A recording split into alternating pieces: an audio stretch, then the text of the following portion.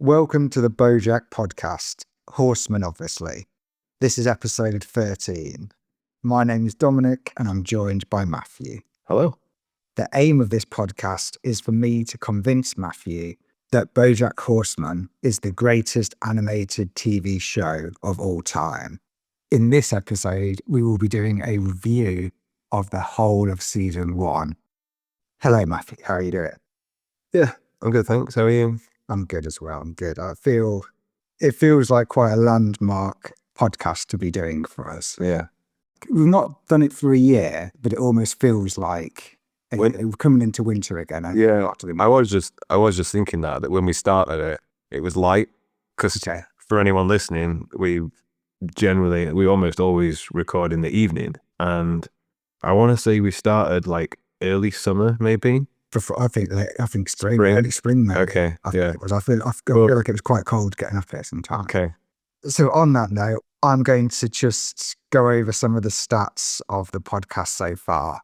On YouTube, we have 37 subscribers. Excellent. Imagine you had that many people in a room listening to you. I just thought that, that would be a nice little audience. Over 1,000 views and 158 hours of listening time. Nice. There was not much. You're supposed to be able to get some nice geographical data from YouTube sometimes, but all I could get was 20% of the listeners are from the United States on YouTube. Okay. On the other platforms, in total, it's 526 listens.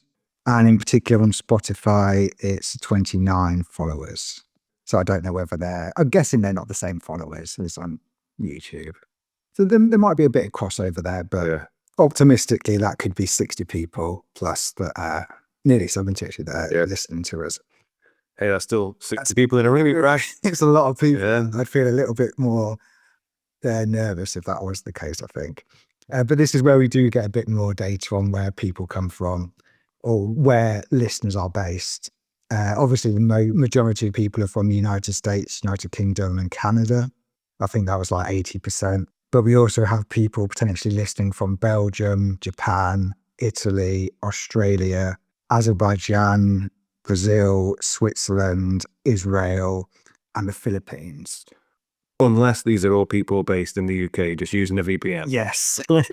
Which, yes, it could be, very well could be, I thought now we'd go over the rankings for the series, because I think it's quite interesting actually, because at the end of each episode, we've been giving the episode a score out of 10.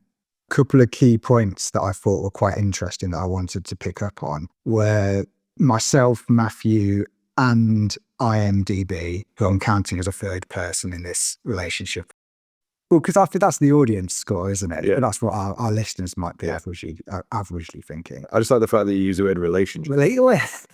Sort of, as I've been going through these podcasts, I have almost seen it as like a three people. Okay. Three people. Yeah. Okay. But so what's interesting, the three big things that stand out for me are myself, Matthew, and IMDb sort of all agree that Downer Ending and Later are in our top 3 episodes of the series. Okay. So they're the last 2 episodes that we watched. There's definitely a universal feeling that the end of the season is better than the beginning or even potentially the middle. Okay. But where me and Matthew differ from IMDb is we also had Bojack Hates the Troops in our top 3 episodes for this season. Yeah.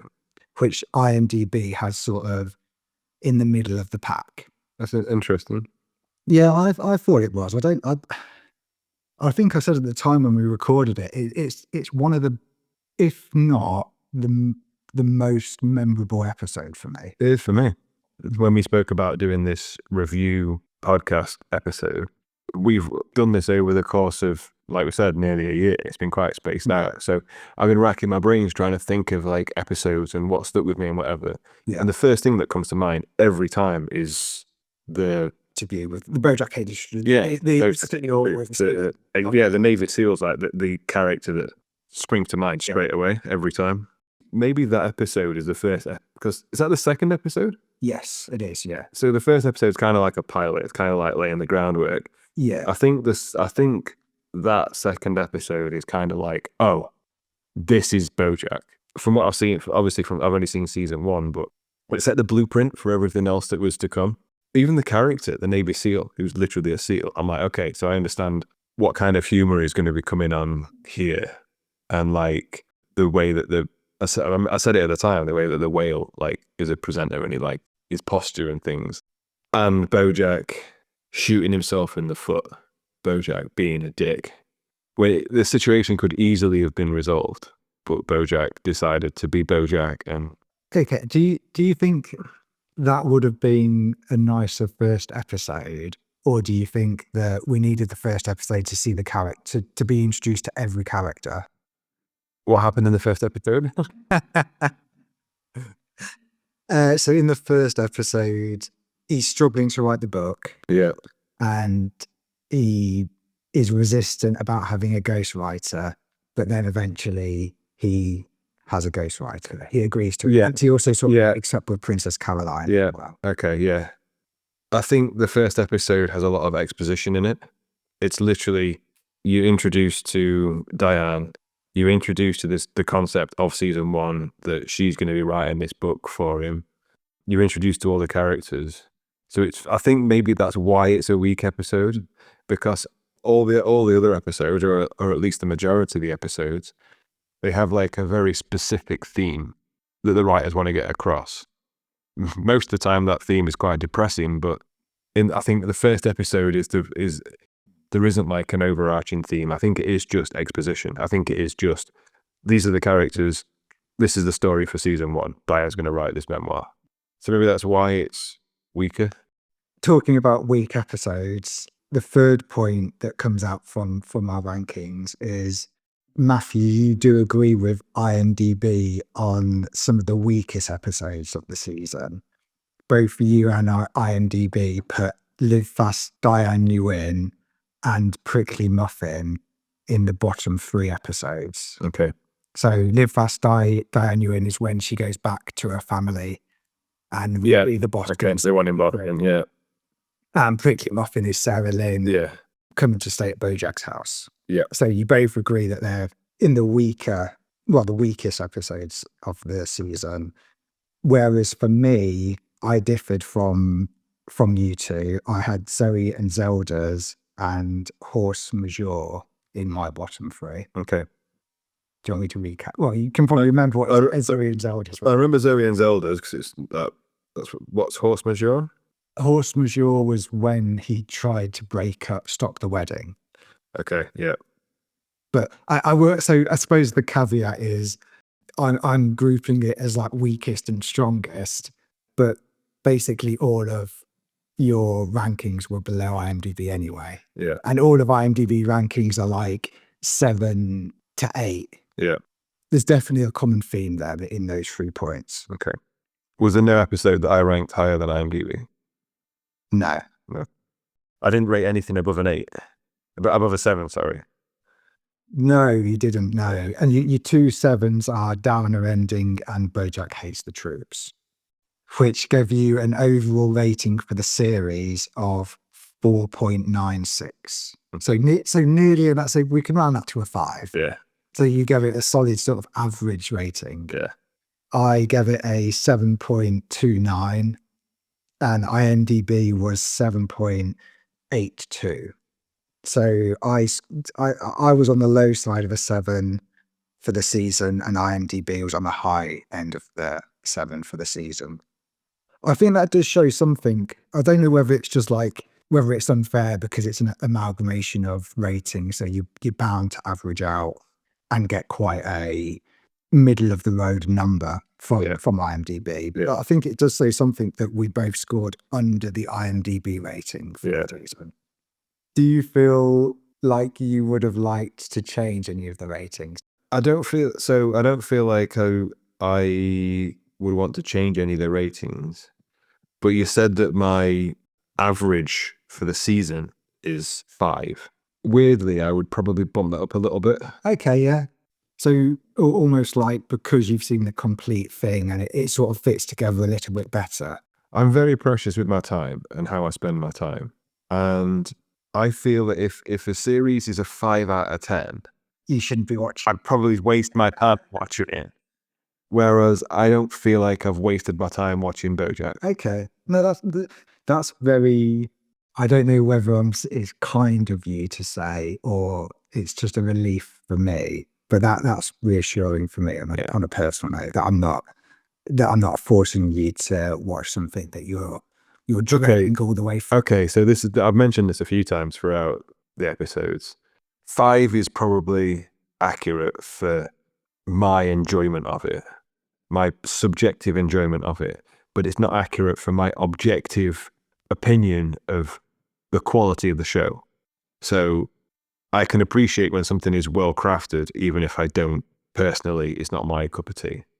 Yeah. Does that make sense? Yeah. So I would say 5 is accurate for my personal taste, but I would probably bump it up more if someone said, is Bojack a well-made show?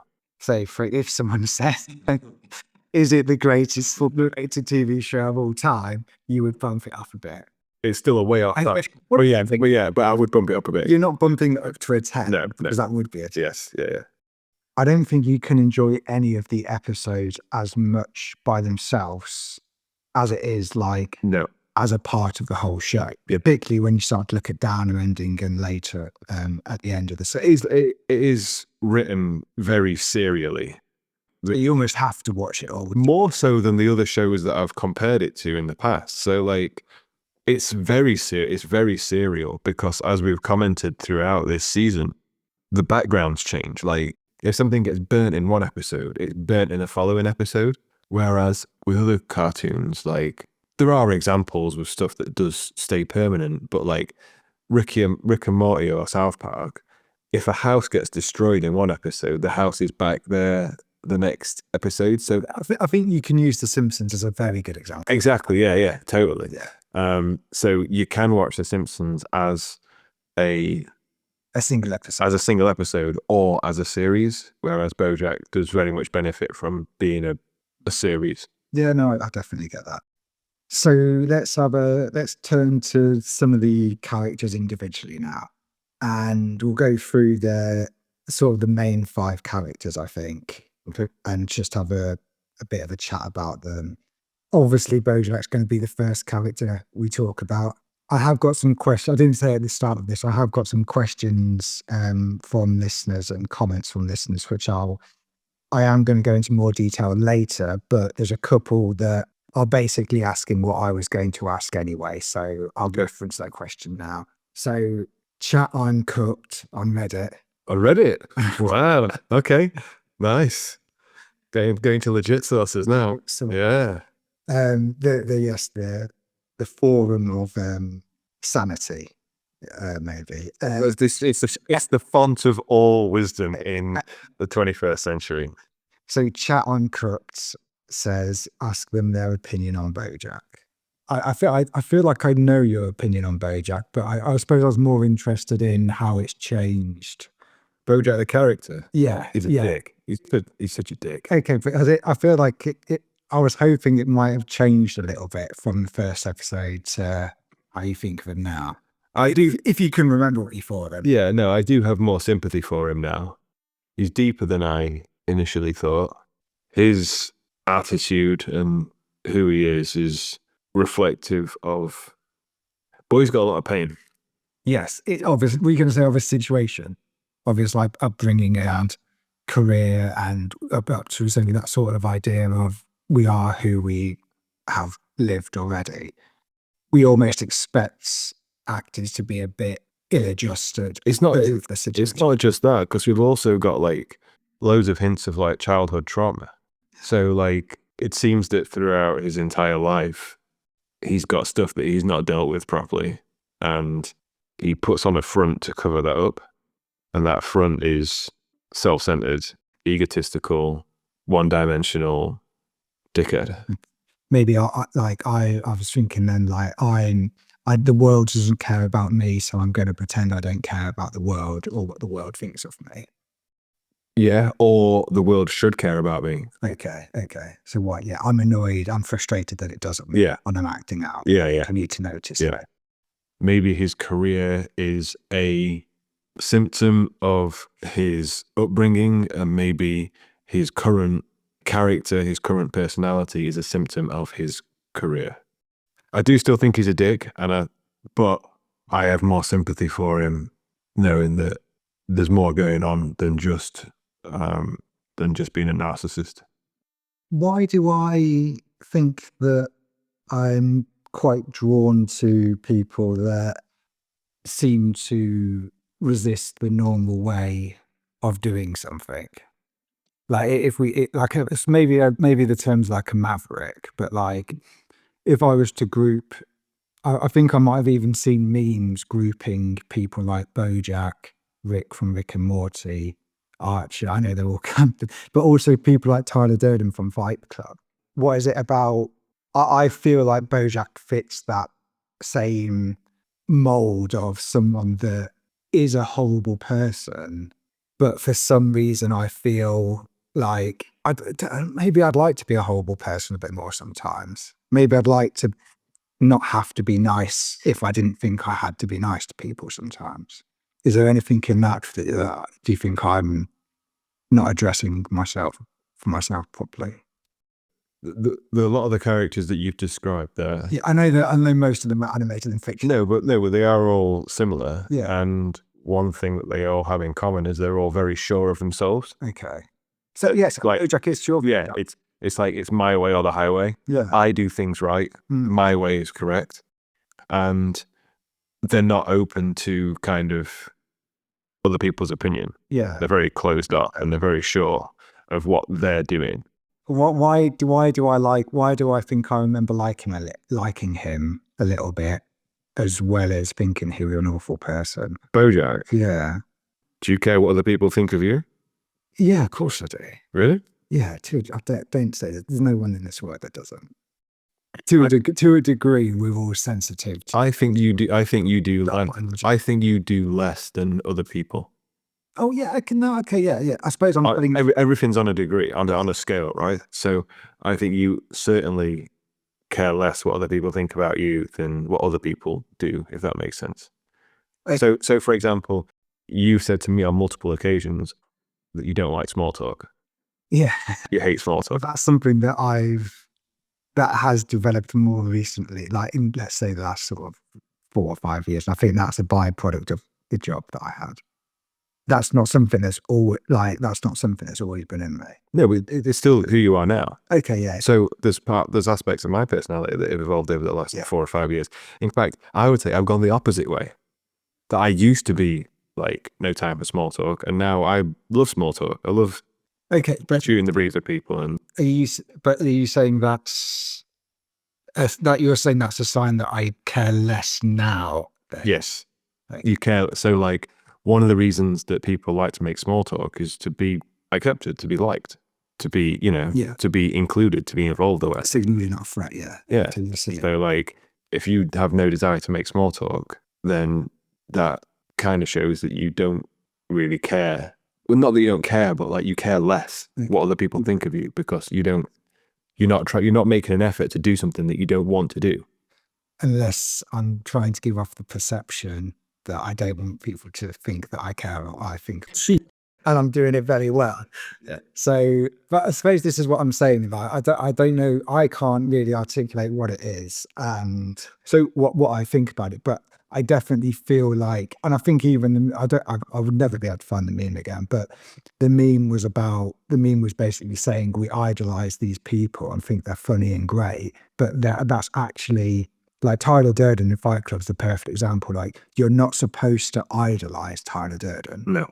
But why do I think he's cool? And it's not just because it's Brad Pitt. There's definitely some... It's Brad Pitt. Okay. And Edward Norton. Yes, okay. Two of the coolest actors going. So. But I feel like there's something, I feel like it might be a more masculine trait, but I feel like there's something in us that wants to emulate what we see in those characters. I felt that with Bojack as well, is what I'm sort of... I do think there's so a lot of the time you have to see it through the lens of how it's presented. So another example of this is Sheldon from The Big Bang Theory. Okay. Big Bang Theory, huge sitcom, massively popular. And yeah, it fell off a bit towards the end. But when it first came out, Sheldon Cooper was a revolutionary character. And in comedy, in sitcoms, and everyone loved him. He was brilliant. But if you met him in real life, oh my God, you couldn't stand to be in the same room as him for more than 5 minutes. I mean, I might sort of idolize his intelligence, but actually with that comes being separated from We laugh at the social awkwardness because it's not us in that socially awkward situation. Yeah. When he's interacting with other people on the TV, like we go, that's funny because they're being socially awkward. Whereas if you were in the presence of Sheldon and you felt that socially awkward with him, it wouldn't be funny. Yeah. It's seeing things through the lens of the medium that it's presented through. I've seen a few things online, watching the Big Bang without the laugh track, and it's awful. It's so soul-crushingly depressing. Yeah. Like it's very, very strange. So I think maybe, I don't know, if you met Bojack in real life, firstly, you'd be concerned that you're speaking to a talking hawk. But after you get over that, like, do you think that you would still... I think as this show goes on, that disappears for me. That sort of feeling of him being in that group of people, that fictional people, I think disappears quite quickly. And not foreshadowing, but and spoiling, but I don't see Bojack the same at the end of the show compared to at the beginning of the show. Like at the end of the show, I definitely don't want to be Bojack. But when I first watched the show, there was a part I think I probably remember a part of me that was like, that's kind of cool. He's a dick. He doesn't care he's a dick. Yeah, that's what I like. That's cool. If you don't give a fuck, that's cool, right? Yeah, that's what I like from Bojack. It's like all of Clint Eastwood's characters in the spaghetti westerns. Yeah, he don't give a fuck. Yeah, it's like he rolls into town, no small talk, shoots everyone up, gives a cool line and leaves, and that's the archetypal male cool guy. Is that what it is? Yeah, I suppose maybe that's what I'm saying. Like Tyler Durden. Yeah. Okay, that's how I felt about Bojack at the beginning of series 1 anyway, through the first series, I think. Okay. Let's move on to Diane. I suppose most of the way through season 1, we've seen her almost just documenting Bojack and giving Bojack a chance to talk about himself. For us, she's been sort of like a conduit for us to learn more about Bojack rather than her own person. Which I think you picked up on in one of the episodes where Todd says, what do we don't know anything about this Diane character. I want to know more about Diane, like what makes her laugh, what makes her tick. And I feel there is a hint to it in later that, because she might be going to Cordovia or she might be working on the Secretariat movie, that she's going to be continuing on in this show. Although we saw a lot of her family in Live Fast, Diane Knew It, and where she goes back to Boston, it's funny that that's quite a low-rated episode for most of us, for both of us on IMDb, and yet it was all about Diane. Mm-hmm. But we still feel like we don't know much about her. Apart from I feel like there's something, she feels there's something in her that she wants to do good, which seems to sort of not come out of nowhere, but like she just starts saying, I want to get away, I want to do this, I want to do that, I want to feel like I'm making a difference. I've just had a thought that I hadn't thought about until now. After speaking about Bojack's personality and and the whole like cool guy don't give a fuck thing, Diane has that. Okay, as that sort of cool writer. She tries to pass off this like nonchalant, cool, I don't really care vibe when it's quite clear that she does. And we've seen from her episode when she interacts with her brothers that there's definitely like a insecure element to her character, like a weakness that she seems to be covering up with this cool, nonchalant writer persona. I think Bojack and Diane are probably quite similar in that respect. Yeah. That they're covering up their weakness with this cool outer shell. No, I like that, but it's in slightly different ways. In slightly different ways, yeah.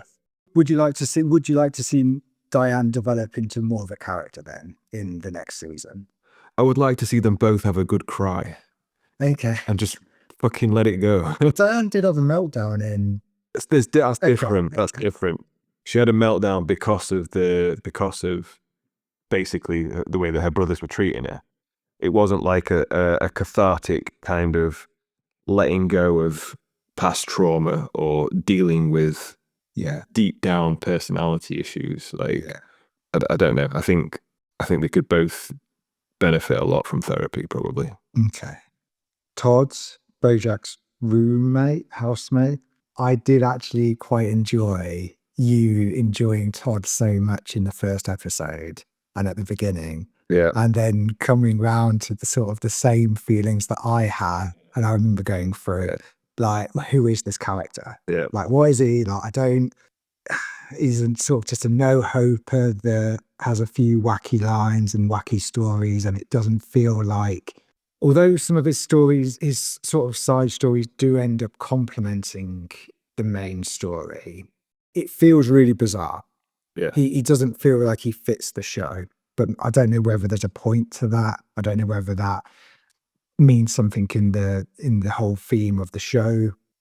At this stage, I definitely don't really, let's say I don't appreciate Todd as a character at the moment. Okay. You think the show would benefit without him in it? I think he gives it more of the Family Guy vibe of a animated comedy than I would like. Although Todd does have some like sort of interesting points that he makes. Maybe because of what I like from the show, I don't feel like at the moment he embodies that much. So, And the bits that I don't like from the show, he sort of is always there. yeah. So, yeah. So are we abandoning the idea that was thrown around a couple of times that Todd's story is always a microcosm of the overarching theme of the episode? I think it has been used for that. And in the case where it has been done, it works really well. But I don't know whether it's almost just I don't know if it's just Raphael and the writers just using him to have a bit of fun when they're writing.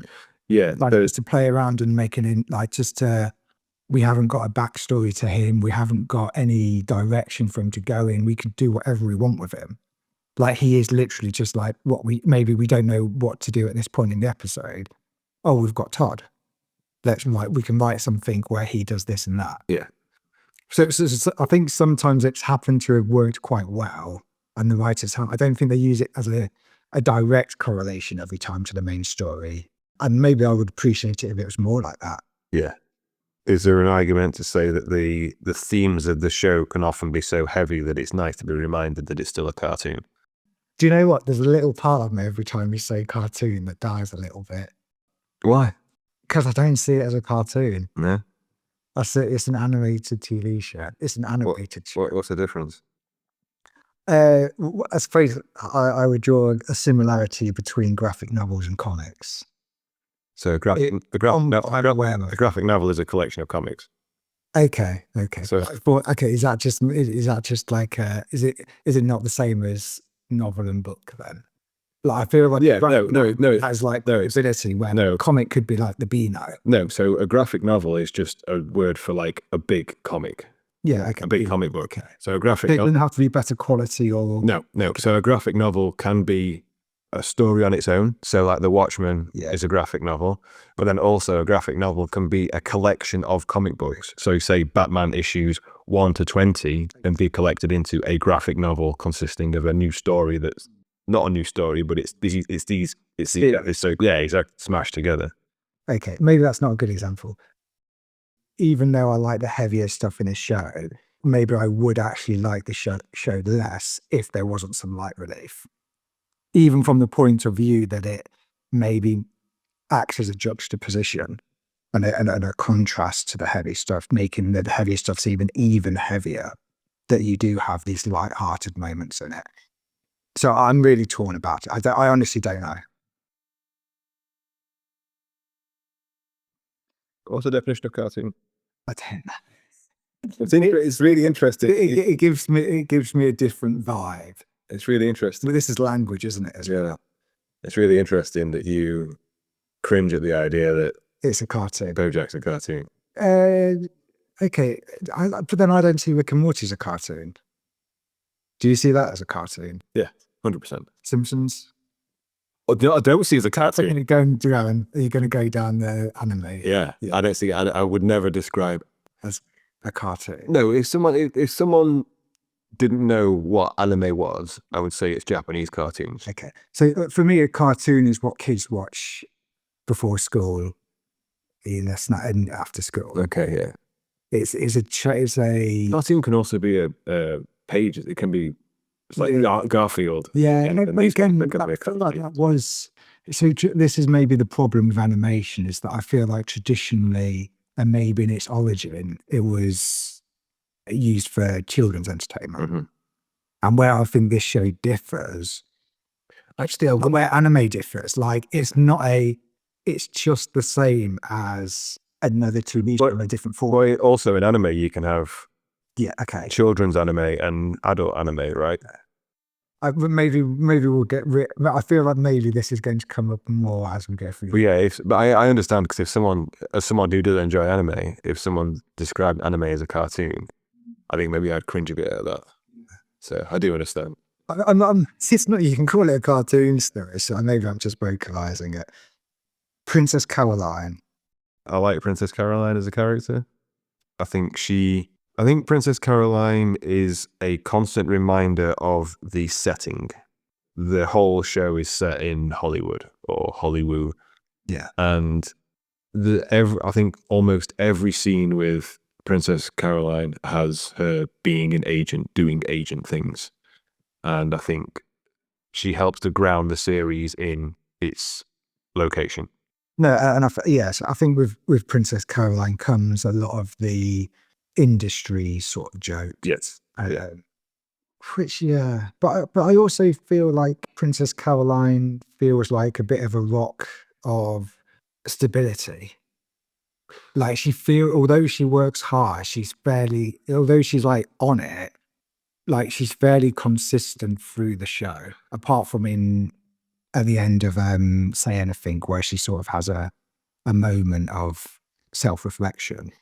Weirdly enough, to say she's an agent and like the typical view of agents and whatever, I think she's probably the most honest character in the show so far. I feel that like the other characters, they're wearing a mask.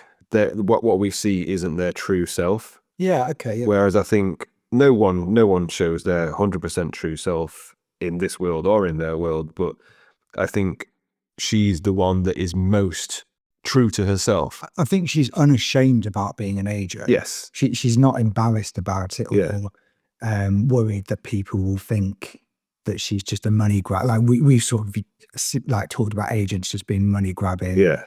people. And yeah, she sort of like takes it and embraces it. She embraces who she is. Yeah. Yes, so I do quite like And emotionally as well, I think she's one of the most grounded. I think that like her relationship with Bojack is pretty. It's not straightforward, but she doesn't let it control her. Yeah. You know, she's still living her best life or whatever. And I think I might say that out of all the characters, I probably respect her the most. Okay. I feel like there's a part of you that maybe didn't quite like her at the very start. No, not in that maybe do you think that was like because she represented the agent, and yeah, we're conditioned not to like agents. Yeah. So when it comes to Mr. Peanut Butter, we've got a question from Binary Phil on Reddit, and they say, "Would you consider Mr. Peanut Butter to be an aspirational character?" So this could mean two things. Okay. It could mean does Mr. Peanut Butter have aspirations to become better or to improve himself? Okay. Or does it mean, is Mr. Peanut Butter someone that people should aspire to be? That's how I read it. I didn't think about the first point that you said, but Yeah. go. Do you want to take both of them? Take both of them. Does Mr. Peanut Butter aspire to be something more? Probably. Well, he's ambitious, definitely, because he's, relatively successful, so he must have some kind of ambition to get there. But I think he's just very in his ways. Like, I don't think he feels like he's kind of like Bojack, where it's like my way or the highway, but in a different way. That's kind of that he's too stupid to think of another way of looking at stuff. That he's just, this is the way I see it, therefore that's the way it is. I don't think he's got enough brains to entertain another person's way of looking at things. I feel like you're saying that, so he's not bothered about becoming a more famous actor, or No, I think he's not becoming. He's not really too bothered about what happens after his career. or maybe he is. He seems like he's a very yes character. Like when Todd, towards the end of the series, when him and Todd are coming up with harebrained schemes, he just seems like the kind of guy that's like, if you go to him with an idea and he'll say, yes, let's do it, whatever. Yeah, fuck it, let's go for it. So whether you class that as aspirational or not, maybe. Yeah, I just before you go on to the next sort of angle of that question, I'm struggling with whether you can be aspirational and be content with where you are, and I don't think you can.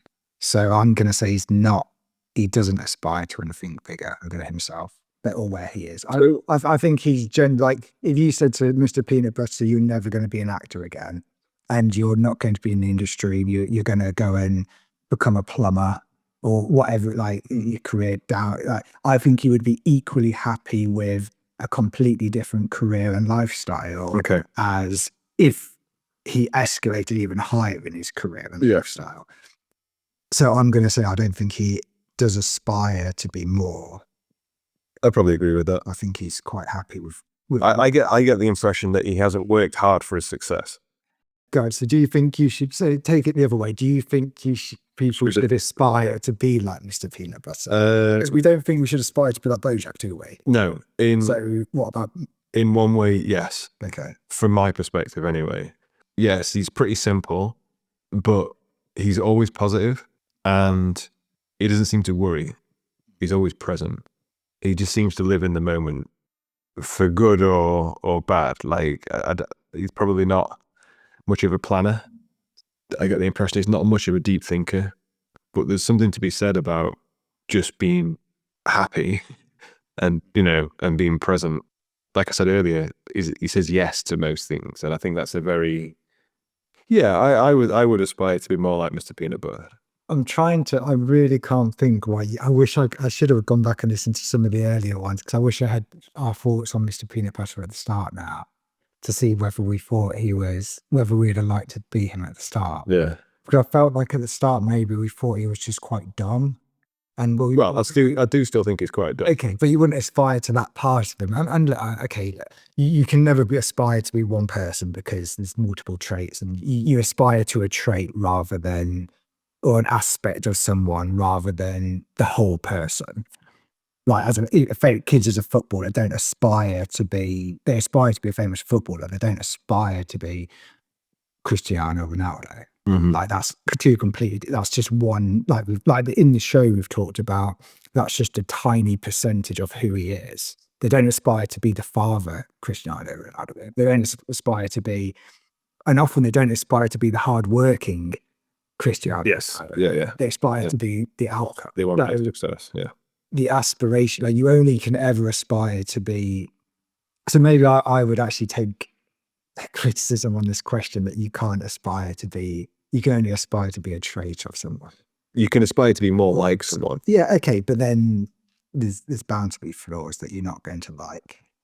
You don't have to take the whole. You don't have to take the whole thing. No, but maybe that's what this question does. It puts it into, it simplifies it too much. Because we're saying if you were just happy with where you were all the time, then I don't know. Maybe that's this Western world we live in. Maybe it just contradicts the idea of just being at peace with yourself. Because why would you do why would you do anything almost then? Well, this is the trade-off.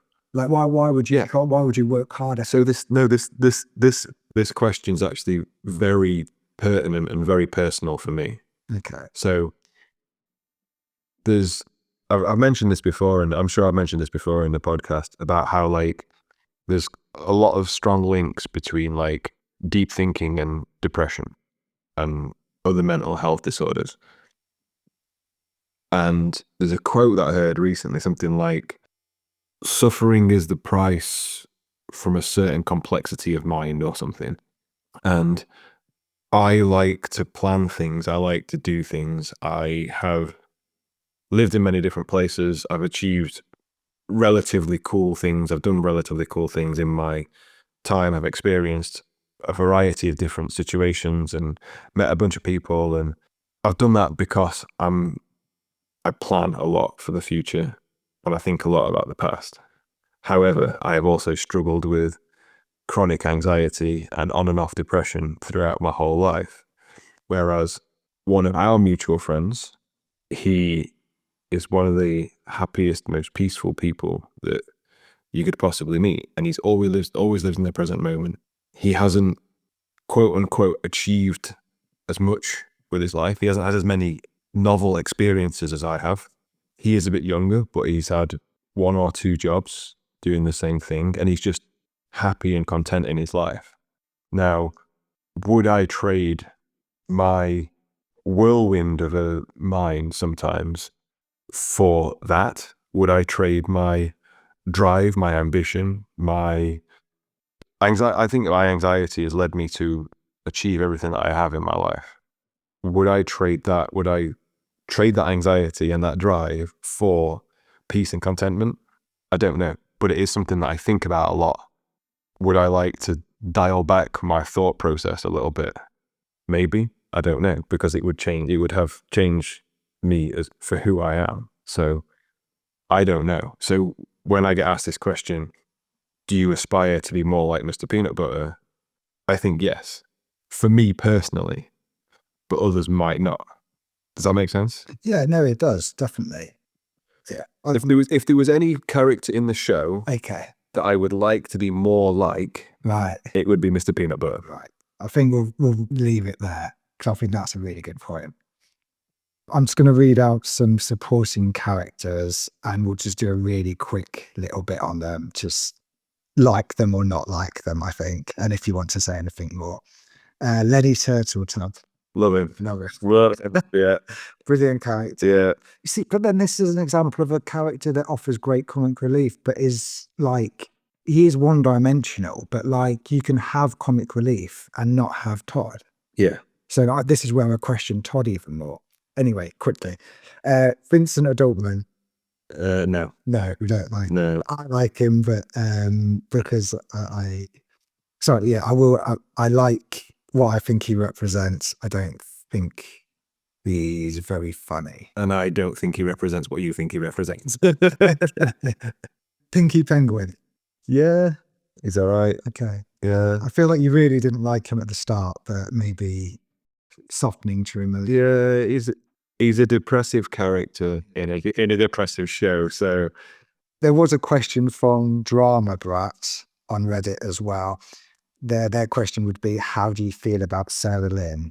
She's not one of the characters I liked after season 1. I have a lot of sympathy for her.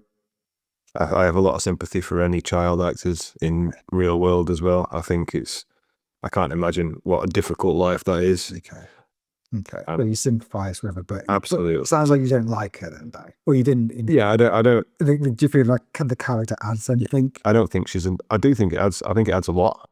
Okay. Because again, the setting in Hollywood and child actors is like that whole.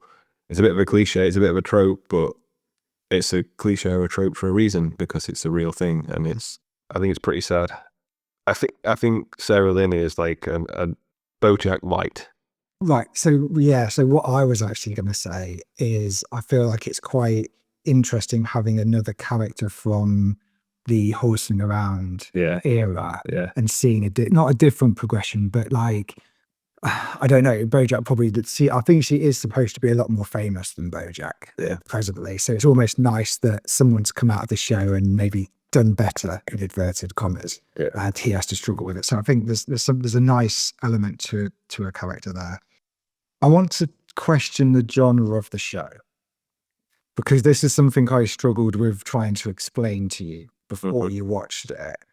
And I feel going back to us talking about what traditional Western animated cartoons are like, I feel like you do have a preconditioned idea of what might be in Bojack Horseman. Okay. So the question is it a comedy? So are we going on the idea that there are only 2 stories?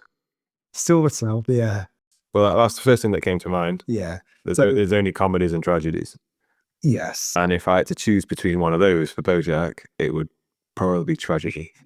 It's weird, isn't it? I think, well, basically, I did a very brief bit of research. I went on the first website, the first link that I looked at when I was actually looking at what drama was, because I was trying to struggle with what is a drama, because I'd describe it as a drama. But it said like these sort of five types of drama, and one was comedy. And it said comedy offers light-hearted plots with humorous outcomes. It aims to entertain and bring joy to the audience. A classic example is Oscar Wilde's The Importance of Being Earnest, a witty and satirical play that explores mistaken identities and social conventions. Which brought me a little bit, I think there's definitely aspects of Bojack that would meet the comedy criteria. Okay. Todd gives us some light-hearted plots. Okay, he's not the main character, but I feel like there is a few light-hearted plots that have like humorous or hilarious outcomes. Whether we think they're a bit far-fetched or not is probably the point of a comedy. We'll park the brings joy to the audience bit, because that's where I don't think Bojack does. Well, do you know what? I think it does actually, for me, but I don't think we can explore that in too much detail yet. But it explores societal conventions in a sort of a witty and satirical way. I think it does do that in parts. Okay, yeah. There is also bits. So you asked in one, I can't remember if I left it in, but you asked me if I laugh out loud at any parts. And I don't think I laugh out loud now because I've seen them so much. Okay. But I definitely have chuckled at parts of the show. But I wouldn't say I sit down and I just barely laugh all the way through. I don't know what shows I do that, to be fair. Yes, it's not quite that type of comedy, Bojack. In terms of the laugh out loud, obviously it's not that, but it's not quite constant laugh out loud. But I think it's almost like an internal humor of like, oh, that was clever. Like a joke. Yeah. Jokes. Yes. I don't appreciate how clever that joke is. I don't think I've ever laughed out loud at Bojack, but I have sat there and Well, that's a good joke. Yeah. So maybe you agree there's parts of it that are a comedy, but this is where we come to tragedy. And what it had to say here was tragedy showcases the protagonist's downfall, evoking strong emotions of pity and fear. One notable example is Shakespeare's Hamlet, where the tragic hero's quest for revenge leads to a series of tragic events. In many instances, the hero is plagued with a tragic flaw that directly leads to this downfall. Clearly, we are seeing Bojack. By that definition, yes, that's not tragedy. But okay, so is there something quite interesting in tying? I feel like it does tie these two genres together.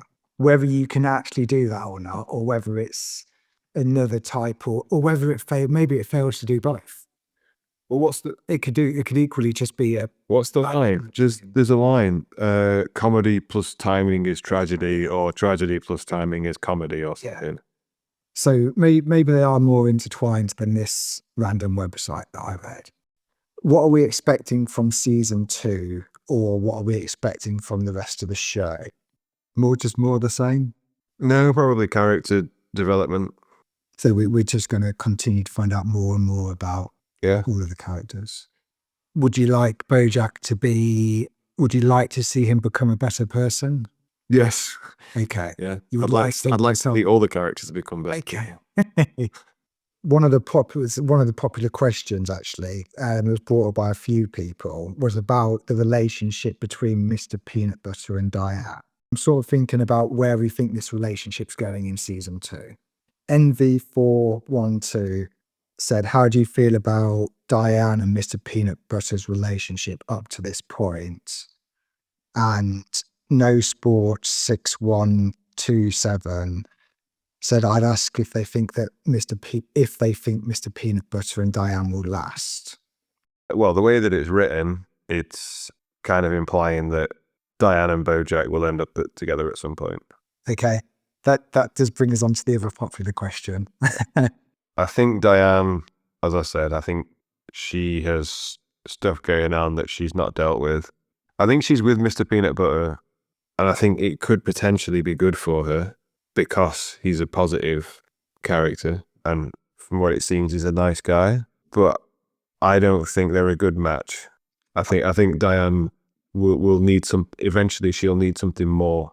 She'll need something deeper than what Mr. Peanut Butter can possibly offer. No, I definitely agree with you. Again, I think that is how it's presented to us. We've seen that Diane's got doubts. Yeah. And particularly with her sort of expressing desires to maybe go and work abroad, although she's taken the secretariat job, she sort of really likes the idea of getting away. I don't think that solely comes, like I think we said at the time, it doesn't solely come from her just wanting to write about a war-stricken company or a country or this Sebastian Sinclair character. I think a lot of it comes from her not being, like you said, not being happy with where she is in life, and to that would signify that she's not happy with the relationship or being in a relationship with Mr. Peanut Butter. I might be interested to know more about them as a couple historically, because when we first meet them, they're already in a relationship. Yeah. And then within a few episodes' time, they're engaged and getting married. So it might be interesting to see how they met, like what was their first date like how have these two very different personalities managed to forge such a seemingly stable relationship. No, yeah, definitely. That would be nice. I don't know whether it's just how, like, it's one of those things that that's how you write it, but it definitely, a bit of a negative that I see how this relationship is written is unfortunately the opposite of how I think relationships are in real life. I think a lot of the time we're presented with, I know this isn't real life and I know it's a story and all that sort of thing, and they have to come up with storylines, but I do think in TV and film, it seems to be very easy to separate couples when they seem a bit different or they have a problem, rather than actually seeing them work through problems. Mm-hmm. I don't know if it's reflective of society or whether it's just, this is how we write interesting stories and make a TV show that people want to watch and have There is to development. But yeah, I almost, it saddens me a bit that we can't imagine at this point, because I can't imagine them staying together at this point. I don't think they're going to be in a relationship for much longer. I don't feel like they're the right couple for each other, but equally, maybe we don't, like you said, we don't know everything. Yeah, but the way that you phrased that was that it would be nice to see couples work through problems. Sometimes, and not enough of that. Yes, but there's a big difference between a compatible couple working through a trivial or insignificant problem, compared to an incompatible couple trying to make a relationship work that was always doomed. Yes, I do agree. Yeah, so you've got to make that distinction between the two. Maybe that's it, and maybe it's more of a venture media generally. Yeah, is what that is. Do you think anything significant is going to happen to Todd? Or do you think he's going to stay? Not judging on the evidence of what I've seen in season 1 now. Just continue to give us likely stories. Yes. Yeah. And Princess Caroline, do you think she's going to end up back with Bojack? Because they had a relationship before? No. Like I said, I think if anything, Diane and Bojack will end up together. I think probably Bojack and Princess Caroline will have like maybe a thing. Because they occasionally I get back together, and then it's one of those situations where like you might have an ex and you're like every now and then you might meet up and hook up and whatever. But. So the other popular question that came through was between Bojack and Diane and their relationship. The other part of Binary Phil, their question was, how do you see Bojack and Diane's relationship evolving over the course of the series? And Clockwork Ninja C, that's spelled SEA, says, do you think that Diane and Bojack should end up together? So you think they might become a couple, or you could see them becoming a couple. I could see it, but I can also see them not. I think you definitely said you don't think they'd be a good couple. No, You don't think they'd be super. No. They would be incompatible for each other. I think it's one of those.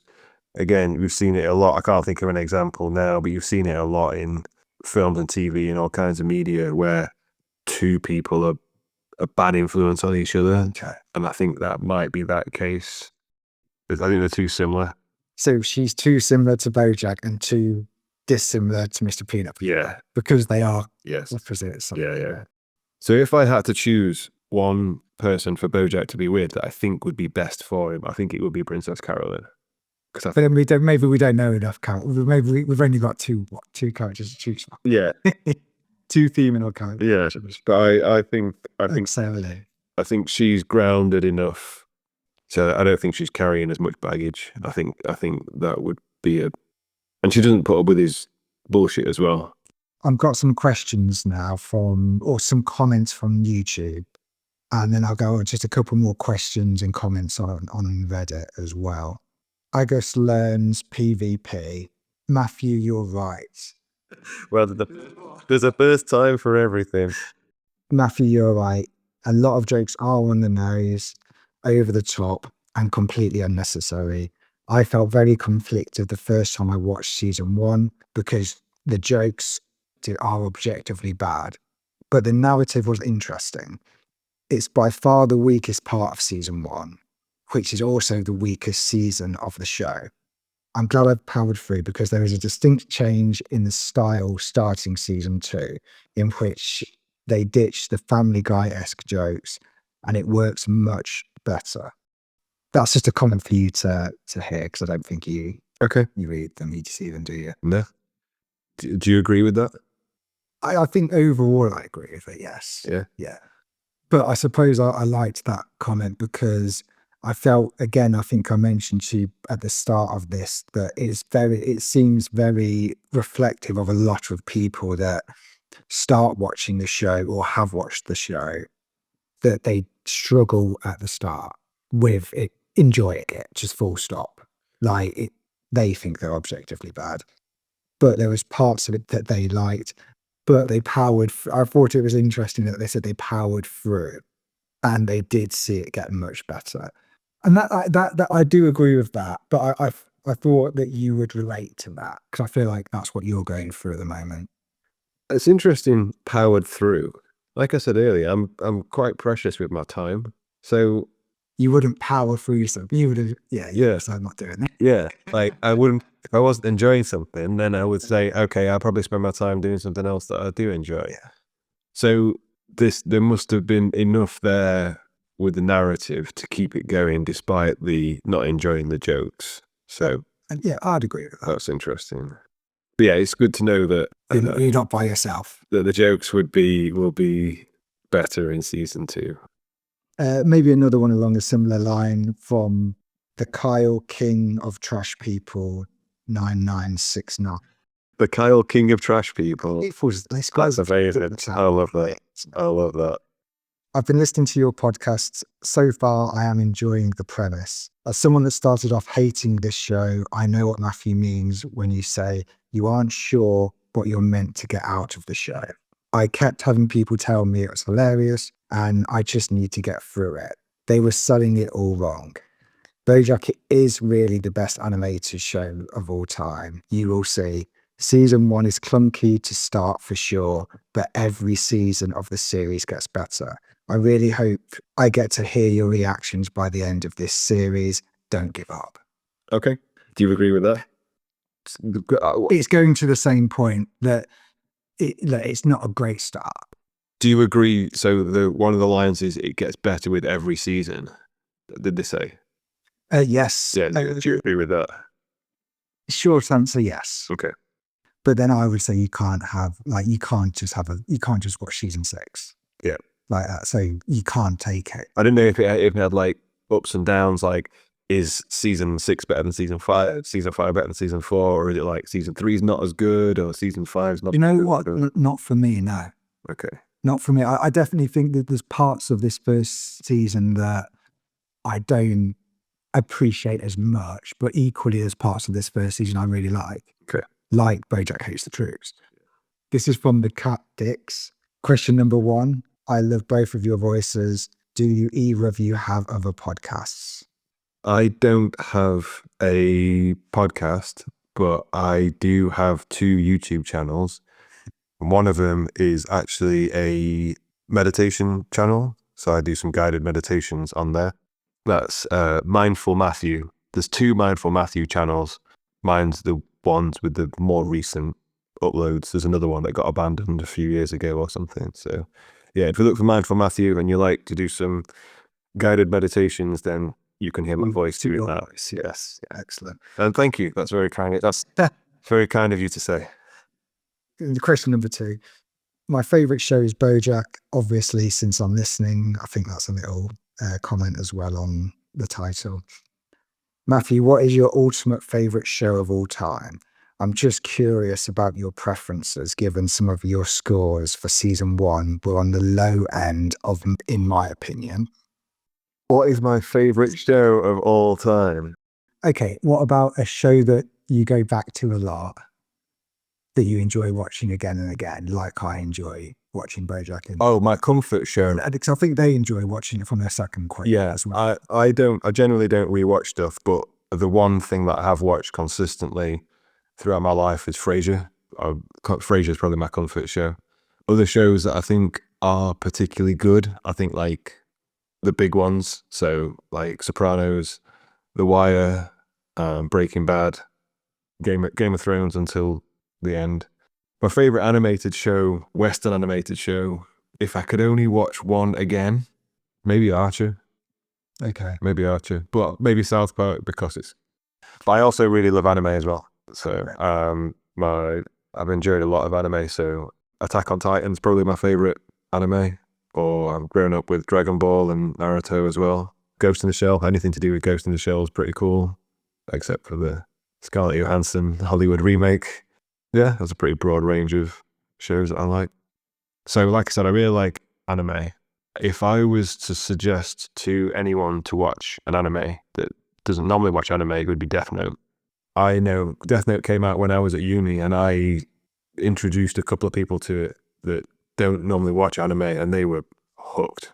Like, forget the second season. First season of Death Note the writing is almost perfect. The third question from them is, Dominic, when did you first watch the show? How many times have you watched it? And what about the show made you want to create a podcast about it? I don't think I definitely didn't start watching the show at the very start. So I remember it coming on Netflix and I didn't even think about watching it. I remember seeing the title. I think I came into it when there was about 4 seasons up. So I don't know what year that is, but there was definitely a good bank of episodes up for me to watch and to binge, basically, which I do think helped me get into the show, actually. And I think I've said that a few times. I honestly wouldn't be able to tell you how many times I've watched the show. It is a show that I tend to have, or I have had it on in the background instead of like listening to the radio. Or there was a time when I literally had the show on repeat to help me go to sleep. So I used to have my earphones in and I just used to listen to it. And I remember cycling through it then, like just for a whole year. Yeah, so I've definitely watched the show. I'd probably say less than 100, but more than 50. It's a weird thing, but I'd say sat down and watched it and cognitively interpreted it and ingested it probably maybe only about 10 times. And obviously this time we're going into a lot of depth, so it feels like I'm watching it multiple times again. I will say on that subject, I will say that I think I'm enjoying the show more because of our dissection of it.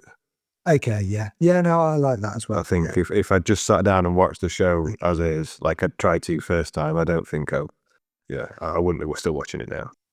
What made me want to create a podcast about it?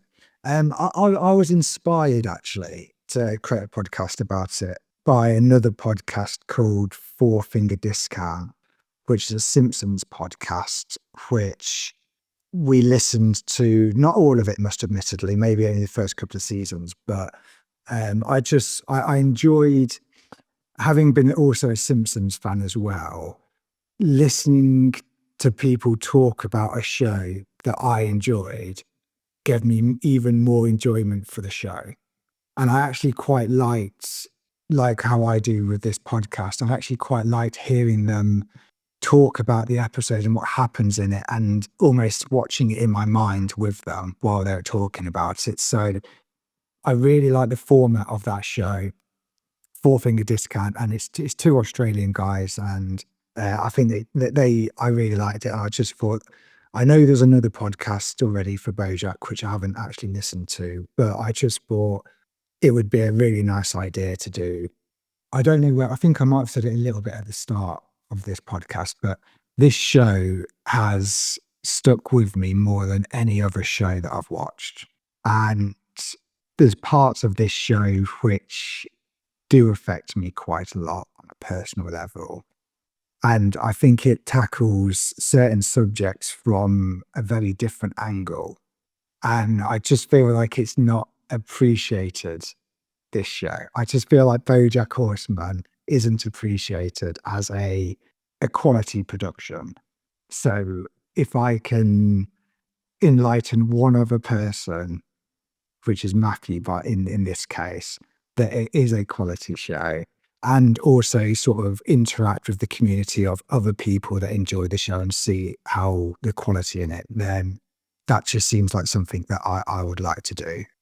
I've had this idea to do this podcast for a long time, and probably at the beginning of this year, I was a bit at a point where I just wanted to do things, a bit like Mr. Peanut Butter. I just wanted to say yes. I just want to do something, see where it goes. If it doesn't happen, if it doesn't work, it doesn't work. If it does work and people enjoy it, then that's great as well. I'd always have that thought. If I didn't do the podcast, I'd always have that thought in the back of my head. What would it have been like to do a podcast about the show? And it probably would have always been a doubt or a regret that I had. So this is a comment from Frostbit17. I think Matthew is looking at the show from the wrong perspective. Criticizing Bojack isn't the point. All the terrible things he does are important because you're not meant to like Bojack. Just like a certain character that appears later on, Bojack is a character who hates himself, and the audience is supposed to want him to be better, but being aware of all the bad things he does. So that's a bit of it's a bit of a comment, obviously, rather than a question, but I wanted to get your response on that. Yeah, I could see that for sure. That was quite early on again as well, that comment. I think it shows that, I think you've already talked about sort of feeling a bit more sympathy for him, which is basically what I think Frostbit is saying, is that it's not okay that he's a bad person, but what's interesting is maybe us realizing that bad people are bad people for a reason. Yeah, no, The show explores that a bit more, maybe. No, I do understand this, because a lot of the time you come across people in the real world as well, and like sometimes people are not nice maliciously, and sometimes they're not nice through no fault of their own. I'm not saying Bojack is entirely not at fault in this situation, but I'm getting more and more the impression that, well, you would suggest that we're all the products of our experiences and our circumstances. So he is a product of his experiences. Yes. Some more questions from Reddit. Do you think there is a good person in the show? That was asked by Clockwork Ninja C. I think Mr. Peanut Butter is a good person. I don't think he's smart enough to be malicious or conniving or whatever. I think he's good. So he's the only good character.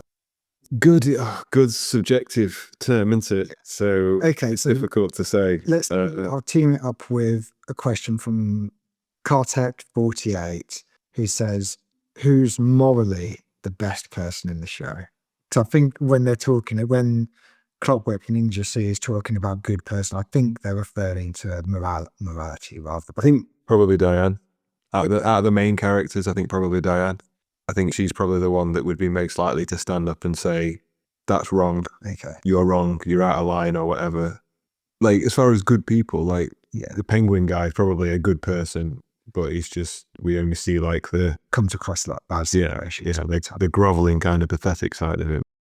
NV412, the first season's main storyline is Bojack's desire to get everyone to start thinking about him again. Between the book and the upcoming Secretariat film, he pretty much got what he asked for. Do you think he will handle being in the limelight again after choosing to be inactive for so long? Did he choose to be in it? That's what you could probably argue that, like, well, he maybe turned down stuff because he thought it wasn't good for him, Okay. or something like that. Yeah. But he wasn't. Let's just say he wasn't active for so long. I think it will probably make him a nicer person to be around if he is more socially relevant again. But it could also make him a worse person. Okay. More self-centered, more egotistical, more narcissistic, potentially. So, for the sake of the other characters in the show, yes, it's good. For the sake of him and his own individual self-development, no, I don't think it's good. I always struggle to think about how I was feeling at this stage, but I do think I felt a bit of optimism coming out of season 1, and maybe thinking that he was going to get his life back together, or he was going to become something again. Even though season 1 ended on such a kind of I don't think empty note. I don't think I've appreciated the ending the first time I watched it. And I think just the idea of him having an opportunity is like, there's a hopefulness there. Okay. So I would say if you're presenting hopefulness at the end of a season, I would maybe expect there to be something good from it. So I think at this point I'd have said maybe there'd be some problems he had to overcome, but ultimately I think I would have said I saw his life on an upward trajectory rather than a downward trajectory, which it has been. Maleficent Bet 8207 says they would ask you a bit more about, do you wish there was a bit more creative storytelling in the episodes, or more of an experimental nature to the episodes, like maybe Downer ending? No, because I think it made Downer ending stand out. What was the first part? Creative storytelling. Do you wish there was more creative storytelling in the episode, or do you think it's strong enough storytelling maybe, or do you think it follows like a linear, tropey narrative? No, because then Bojack has a very specific style of storytelling. So if it was different, it wouldn't be Bojack. So maybe I do wish it had a more creative storytelling, because then I might enjoy it more. Okay. And it's difficult to say what's more creative. Would I prefer it if it was different? If it was wackier, wilder? More comedic, not more light-hearted, but Yeah. but then is it just another animated? Yeah, then it's not what makes Bojack, is it? So Do you think the storytelling is creative or different, or do you think it is fair standard? I think a lot of the creativity comes from the anthropomorphic nature of the world. I think there's a lot of creativity in that. So, and that's but for me, that's probably consistently throughout the first season, the one saving grace. If that wasn't part of it, then I'd probably really not be enjoying Bojack.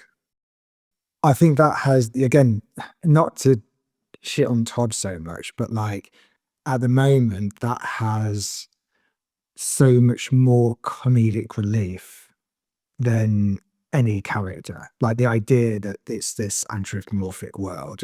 If Todd was an animal, What do you think? do you think his wacky storylines would be more excusable? What animal would he be? I was going to say monkey. Okay, monkey foot, yeah, some kind of fate, yeah. But yeah. I don't think it would make him. Or a raccoon. All I'm thinking about is how much we enjoy Mr. Peanut Butter's sort of animal jokes. So yeah. I don't know whether that would also make Todd a bit more likable, but maybe I don't think. I think if Mr. Peanut Butter was human, then I think he'd be very unlikable. Okay. in answer to the question, I think a lot of the creativity is fueled through the animal nature of the jokes. Just another bit from on this same question. They were saying, what do you think about Charlotte? Do you think the best thing for Bojack would be to escape? Oh, Charlotte. Nice, good character. Good character. Yeah. She's Although, oh no, we did see her in real life as well, didn't we? Yeah. So, because the question's referring to Bojack's psyche, and it's sort of saying, what do you think about Charlotte? Do you think the best thing for Bojack would be to escape from LA? Does this tar pit metaphor strike you as fitting for Bojack's situation so far? And I think we did say about how the tar pit wasn't the best analogy. But I suppose what I'm quite interested in with that question is this idea of maybe Bojack with another female, Charlotte, maybe not living in LA anymore. Yes. What do you think? Who's this question from? Maleficent Bet. Okay. 8207.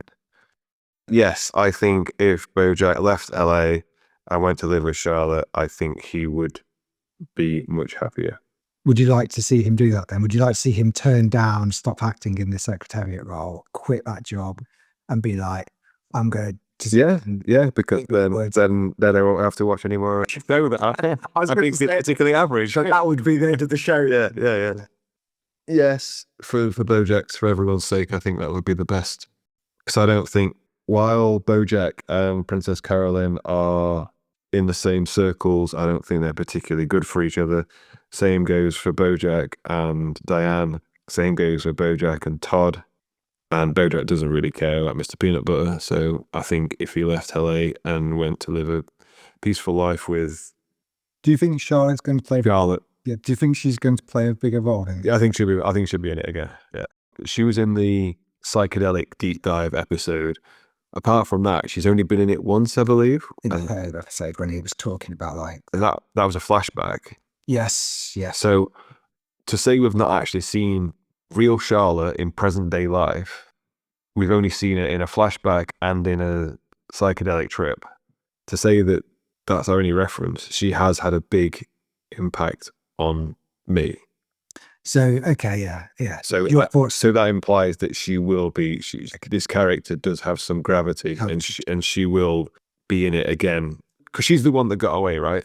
If we're talking about like, she's the one that got away. So you think a relationship to be between Bojack and Charlotte would be, to go back to what we were saying, it would be a good relationship? I think so. I think, well, given the circumstances, if they're out of LA, yes. If he goes to see her and it's a peaceful, quiet life, because I think she can make him happy and hopefully make him stop striving for something that he doesn't really need. And she just seems to be a calming, peaceful presence that might have a good influence on him. There was another question on Reddit from Impressive Falcon 245. What do you think Bojack should do? But I think that maybe teams up with the other question a little bit in terms of, we think really the right thing for him to do would be to regress a bit and try to distance himself from fame in a healthier manner. Or because I don't feel like we think we should. Do you think he should embrace secretariat then, embrace acting life? Well, it is his love. It's what he wants. It's what he's spent his life doing. So I don't necessarily think the acting... life doing doesn't mean it's... No, but I don't necessarily think that the acting itself is bad for him. It's it's implied that it's his childhood upbringing and it's his fame and notoriety and lavish lifestyle that has made him who he is. So I don't necessarily think he should stop acting altogether. I think having a purpose and having a career is probably good. It's a good way to direct his energy into something. I think he should get help. It must have come up at some point. He must have had therapy at some point, especially with it being in LA. And maybe it was probably before sort of, because if you think when he was famous, it was like 80s, 90s. Yeah. No, okay. I don't think they would have... If he hasn't had therapy, then I think Bojack should get therapy. Okay. I don't know if you can be involved in the way he is and still continue. Is probably my thoughts. I don't think if he's got that unhealthy, if he's in that unhealthy a relationship with fame, I don't think more fame is probably the answer. Okay. And I think it would be like a rehab situation of not a clinic what you go to where you get rehab, but a rehabilitation of complete removal from the situation, and then Yeah. in slowly introducing yourself again, maybe if it felt like that was some good parts that you wanted to do. But I would say that then fits the metaphor of the tar pit, because I would say that he can't live in this tar pit. Like he's trying to not sink in a tar pit or keep his head above the tar, but ultimately he's going to get pulled back in. So what he actually needs to do is just get out of the tar pit. Yeah. And just walk away. Okay. Yeah, I agree with that. Is maybe what I think. Yeah, I agree. That's all the questions, Matthew. Some good questions. Yeah, some interesting questions that probably made us think, and we probably took some of the questions on a different path, but I think it was interesting. But I think the core theme of the question, Going on a tangent? and No, surely not. the core of the questions are sort of about the relationship between Mr. Peanut Butter and Diane, the relationship between Bojack and Diane, and sort of this morality question stood out, and I think that's quite interesting at this point. In this last section, this is the conversation I wanted to have with Matthew at the end of season 1, but I'm going to have this conversation. I want to involve the audience in this conversation because I'd like them to hear our thought process about this podcast, basically. And it's about sort of continuing the podcast and the format. When I first presented this idea of this podcast to Matthew, I think I said to him something like, we'll probably be able to knock out 2 podcasts in an evening and we can do it every week. And that means we'll be done by the end of it. We'll have finished the whole Bojack Horseman show, all 6 seasons, by the end of the year. So one of my flaws is naivety, and that is something that is a blessing and a curse, but that's not where we are, and that's not where that's not how it's become. I thought we were going to be doing hour podcasts, but they're not. They're taking 3 hours. We're not doing them every week. It's more like monthly because of other commitments. So it is taking a lot longer. And obviously, if you extrapolated it out, it means we're going to be doing this podcast for the next maybe 5 or 6 years. And who knows what happens in 5 or 6 years. But I am enjoying doing the podcast, and I think there is some people that are enjoying listening to it. So I would like to continue to do it. But I think it's at this point at the end of each season, which we need to be evaluating what we're doing and how we're doing it, if that makes sense. I'm trying to give Matthew the opportunity here to say in a polite way that this is a bigger commitment than I thought it was going to be. It's going to take longer than I thought it was going to be. And I might not be enjoying this show as much as I thought I was going to, or loads of other criteria. And one thing I said to Matthew at the start of this podcast is, I don't want to force you to watch something you don't want to watch, which I don't think is true. I also, on a side note, hate that person that says you need to watch this and dictate to that. But I think this is so different. Yeah. I suppose I wanted to get your thoughts on if you're happy continuing doing this podcast in the same format. Yeah. Do you want to continue doing the podcast in this format? Is the simple question, isn't it? If we weren't doing the podcast, if you asked me, are you going to continue watching Bojack? I would say no. Okay. Season 1 hasn't, what my average rating for the season, how much I enjoyed it was 5, right? I'm not going to give myself over to that. However, I'd said that I would give it a season and see if it's won me over. It has won me over in some ways. I don't necessarily enjoy Bojack any more than I did when I tried to watch it 10 years ago, but I do understand and respect it more. And the general consensus seems to be that it gets good from season 2. At least that's the impression that I'm getting. I'm happy to give it another season. Okay. No, I think that's the best way to do it. I think that's a nice way to do it. I think to break it in the middle, like my argument to continue a whole nother season at least would be, I think we've seen the show how serial it is. You can't take a small section of it. No. You have to understand the chapters, as it were. So we will. It sounds like we are going to continue for another season. Is that the impression I'm getting? Yeah. Like I said, I'm happy to do season 2. And we'll. I think the frequency of the podcasts will be very similar. If they get quicker, if we do more, they do more, and we speed through things a bit more. But there's no. I don't think either of us can guarantee anything like that. No. So it is going to be a slow burn, which is very counterproductive to the show, but that's the way to do it, unfortunately. Because I mean, from my perspective, it's not much effort. No, but it is the effort. Yeah, but it's not much effort. So for anyone listening, like Dominic basically does everything. Which was the agreement. Yeah. That was always the agreement from the start, that I would produce the show, if we put it that way, do the notes. And because I understood the burden of part of the burden of the work for it, and because I was trying to entice Matthew into it and encourage him to do it so much, I said, all you have to do is turn up. Watch the show. If you watch the show, talk about and I will talk to you about it and get your questions. So I edit this show, and it does take a while, but I'm happy to do that because it is a bit of a pet project. Good. So yeah, I'm happy to watch a cartoon and talk about. You always say, but now I've released that anxiety. I'm not going to feel it anymore. So I've closed that circle. Good. Thank you for listening for this special episode, this review episode.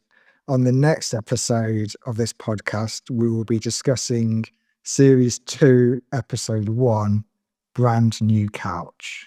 Thank you for listening.